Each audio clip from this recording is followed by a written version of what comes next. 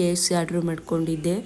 KFC ಜಾಸ್ತಿನೇ ಬಂದುಬಿಟ್ಟಿತ್ತು. ಎಲ್ಲ full ಹೊಟ್ಟೆ ತುಂಬ ತಿಂದುಬಿಟ್ಟೆ.